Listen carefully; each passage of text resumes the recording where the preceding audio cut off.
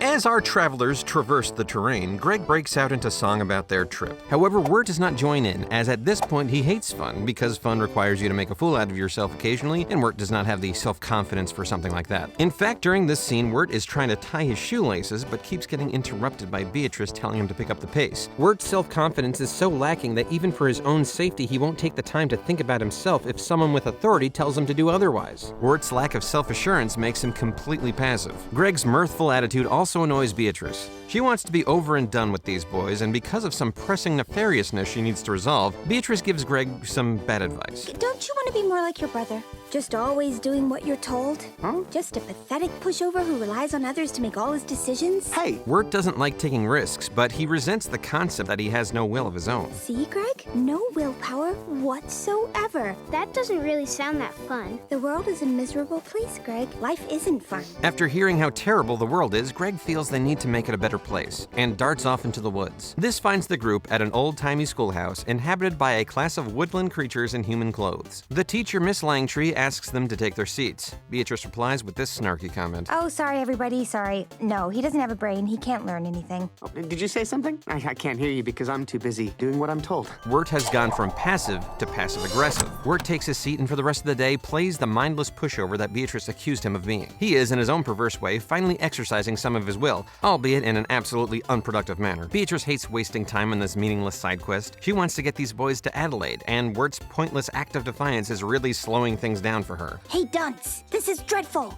Good. I'm glad you feel that way. Wirt wants to live his life safely and methodically, and this bird is going to regret challenging him on that. True, he may be indecisive at times, but he's determined to prove he's not a pushover. By doing what he does best, letting someone else do all the work for him, Wirt has the advantage over his avian adversary. For now. In this classroom setting, we learn a bit more about the teacher. Miss Langtree has recently been left by her boyfriend, and she's not taking it well. Oh, Jimmy Brown, why did you have to leave me so? Ooh, that lady's got some baggage. Yeah, this lady does have some baggage, because we just stumbled upon this chapter's love word.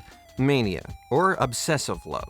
It's an emotionally dependent love, requiring constant companionship. A love with sharp peaks and valleys of joy and sorrow. Someone experiencing the mania variant of love will hold their partner in impossibly high esteem, and when they're not loved in the same way in return, they'll see their partner as aloof and detached. When Jimmy got himself trapped in a gorilla costume, as we'll discover momentarily, Langtree assumed he'd just run off and left her. She puts him down, calling him a No good, two-timing, low-down, handsome man of mine. but of course, she still loves him. Her love for Jimmy Brown is consuming her every waking moment. She's a puddle on the floor singing songs about her boyfriend to her classroom of bewildered woodlanders. To Langtree, love is a drug, and she's a junkie for it. Jumping back to the story, after class time, the students shuffle off to have some food. Wirt is about to dig in, but Beatrice stops him. Hey, nobody ordered you to eat yet. Yeah, but Beatrice can be just as pedantic as Wirt and knows how to poke holes in his bad logic. She thinks she's got him this time, but Wirt puts his spoon down and obeys just like he said he would. What started out as snarky and defiant is now getting in Wirt's own way, but he's too committed to the bit to give up now. Who really loses when Wirt acts like this? After Greg tries to bring joy into the world by leading the animals in a song, Langtree's father storms in and threatens to close the place down. After all, this was a school to teach animals to count and spell, not have fun.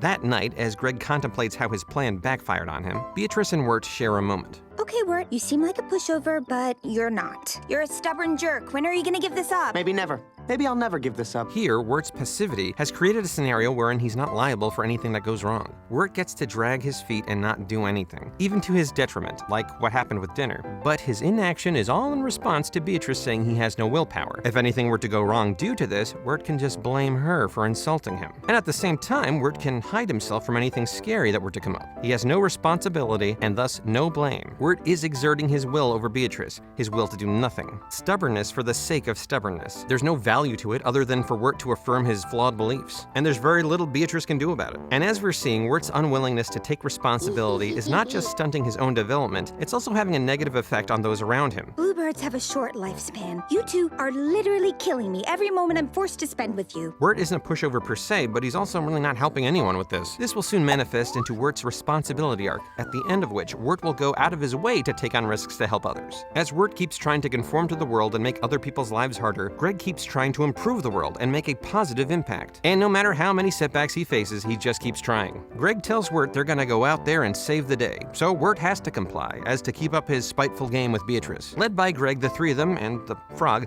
sneak out to find Langtry's father monologuing about how he has no money left to keep the school open. He seems to really care about this endeavor, but here we see him take a fairly passive approach to fixing his problems. If only something would go right for a change.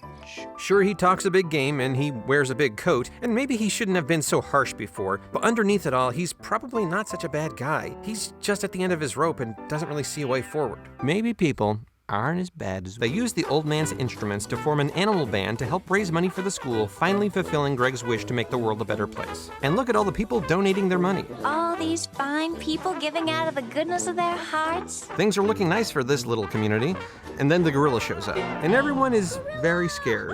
The ever-passive Mr. Langtry turns to Wirt for aid. Young man, do something! And since Wirt is now committed to follow every command he hears, he blindly runs toward the gorilla, not quite sure how this will all resolve. With his yet-to-be-tied shoelaces, Wirt trips and smashes into the gorilla, revealing that the wild beast was actually Miss Langtry's Jimmy Brown in disguise. Got a job in the circus so's I could finally buy you that wedding ring. But when I got stuck in the dang suit, everybody was too doggone scared to help me out. Miss Langtry pined away for her lost boyfriend, but like the other townspeople, she never did anything to help find him. Inaction and submitting to fear was easier for everyone, but ultimately it left them a lot worse off, keeping these lovers apart from each other. It sure didn't help that Langtry assumed Jimmy Brown was a no-good jerk for leaving her. He was simply trapped in a gorilla costume. Maybe people aren't as bad as you think. But it was Wirt's action that finally resolved this problem. Even though it was accidental, and for questionable reasons, just by getting involved, Wirt had a clear positive effect on people's lives. If you don't want to be a pushover, there are two ways to exercise your will: action and inaction. Inaction has been Wirt's go-to impulse. Wirt wants agency over his life, but fears the responsibility of actually making choices. But inaction just makes things worse for everyone, including himself. Maybe after tricking himself into taking action for once, Wirt can be proud of the fact that his flirt with bravery did a lot more than stubbornness when it comes to bringing love into this world.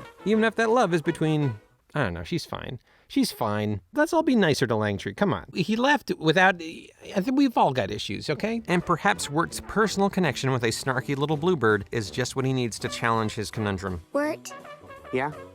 tie your shoe. Oh.